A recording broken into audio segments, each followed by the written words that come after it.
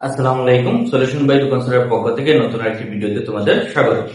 ধারাবাহিক সমাধানে আজকে আমরা অষ্টম শ্রেণীর সরল মুনাফা পাঠ 2.1 13 নং প্রশ্নটির সমাধান করব।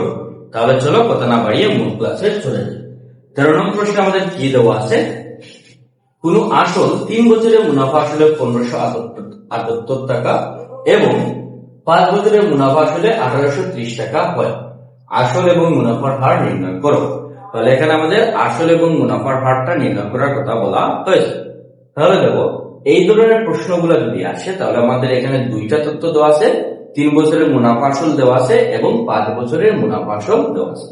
তাহলে আমাদের যে কথাটা মনে রাখতে হবে সেটি হচ্ছে, সময়ের সাথে সাথে মুনাফাটা বাড়ে, মূলধনটা কখনোই বাড়ে না। সরল মুনাফার ক্ষেত্রে সময়ের সাথে সাথে শুধু মুনাফাটাই বাড়বে, মূলধনটা তার জায়গায় থাকবে, মূলধনের কোনো পরিবর্তন হয় না। চক্রবৃদ্ধি মুনাফার ক্ষেত্রে মূলধনটা পরিবর্তন হতে পারে, 1 বছর 2 বছর পর মূলধনটা পরিবর্তন হতে পারে। সরল মুনাফার ক্ষেত্রে প্রথমেই যা থাকবে মূলধন, 10 বছর পরেও সেই মূলধনটাই থাকবে। তাহলে সময়ের সাথে সাথে শুধুমাত্র কি বাড়ে? মুনাফাটা বাড়ে। এখানে লক্ষ্য করো, আমাদের 3 বছরের মুনাফা আসল ছিল 1578 টাকা, সময় বাড়ছে 2 বছর, 2 বছর হয়ে গেছে 1830 টাকা। তাহলে এই 2 বছর সময় কিন্তু মূলধনটা বাড়ে নাই, শুধুমাত্র মুনাফাটা বাড়ছে। মুনাফাটা বেড়ে 1578 থেকে 1830 টাকা হয়ে গেছে। তাহলে আমরা প্রথমেই বের করব যে এই 2 বছরে কত টাকা মুনাফাটা বাড়ছে। কেন আমরা 2 বছরের মুনাফাটা নির্ণয় করবো? কারণ 2 বছরের মুনাফা যদি আমরা নির্ণয় করতে পারি, 3 বছরের মুনাফাটা আমরা বের করতে পারবো। আর 3 বছরের মুনাফা আসল থেকে যদি 3 বছরের মুনাফাটা বাদ দিয়ে দিই, থাকবে কি? আসল। মুনাফা আসল মানে কি? মুনাফা যোগ আসল। আমরা মুনাফাটা বাদ দিয়ে দিলাম, তাহলে থাকবে কি? আসল। তাহলে প্রথমেই এই প্রশ্নে আমাদের কি করতে হবে? 2 বছরে কত টাকা মুনাফা হয়েছে, এই যে সময়ের বাড়ার সাথে সাথে কত টাকা মুনাফাটা বাড়ছে ওইটা বের করতে হবে। তাহলে এখানে 5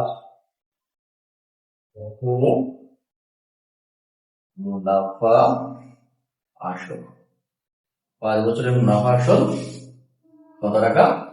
1830 টাকা। 3 বছরে মুনাফা আসল কত টাকা? 1578 টাকা। এটা সময় বাড়ছে কত বছর?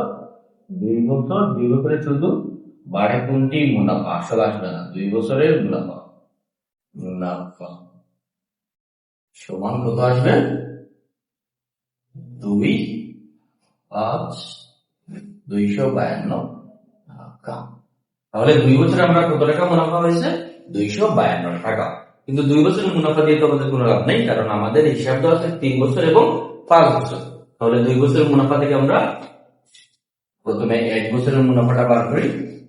তবে 2 বছরের মুনাফা 252 টাকা হলে 1 বছর মুনাফাটা তার অর্ধেক হবে, তাহলে 252 ভাগ 2। এবং 3 বছরের মুনাফা, 1 বছরের মুনাফা যা হবে 3 বছরের মুনাফা তার থেকে বেশি হবে। তাহলে বেশি হলে আমরা কি দিই? কত হবে? 252 378 টাকা। তাহলে আমরা 3 বছরের মুনাফা কত পেয়ে গেলাম? 378 টাকা। এখন আমরা 3 বছরের মুনাফা আসল জানি, মুনাফা এবং আসল দুইটাই মিলে গেছে 1578 টাকা। তার মধ্যে মুনাফা 378 টাকা। তো মুনাফা আসল থেকে আসলটা বাদ দিয়ে দিই, থাকবে মুনাফাটা বাদ দিয়ে দিই, থাকবে কি? আবারও বলি, মুনাফা থেকে মুনাফা আসল দেওয়া আছে 1578 টাকা, মুনাফা জানি 378। তাহলে মুনাফা আসল থেকে মুনাফাটা বাদ দিয়ে থাকবে কি? আসল। আমার কথা হয়তো মাঝে মাঝে বোঝা যায় না, পাশ দিয়ে তো গাড়ি যায়, গাড়ির শব্দের কারণে একটু সমস্যা হয়ে যায়। তাহলে আসল কি সমান 1578 বিয়োগ 378, হবে 1200। তাহলে দেখো, আমাদের বলা হয়েছিল আসল ও মুনাফার হার নির্ণয় করার কথা, আমরা আসল নির্ণয় করলাম 1200 টাকা।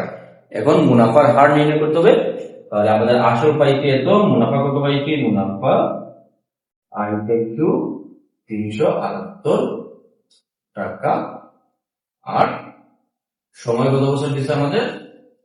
n সমান 3 বছর। n সমান কত বছর দিচ্ছে? 3 বছর।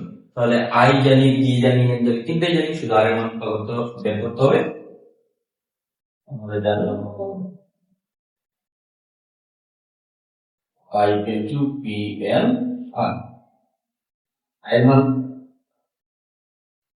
এর মানটা কত দাঁড়াবে? 378। p এর মান কত? 1200। n এর মান কত? 3 আর 8 থাকলো। তাহলে 378, 3 বাং 34, 3400 হয়ে যাবে। আর 378 ভাগ 0। তাহলে 378 কে যদি আমরা ভাগ করি তাহলে কত আসবে? 0.105। এখন মুনাফার হারটা হচ্ছে শতকরা হিসাব। মুনাফার হারের সাথে সবসময় পার্সেন্ট থাকে। মুনাফার হারের সাথে কি থাকে? পার্সেন্ট। আমরা যদি পার্সেন্ট নিয়ে আসতে হয় তাহলে আমাদের কি করতে হবে?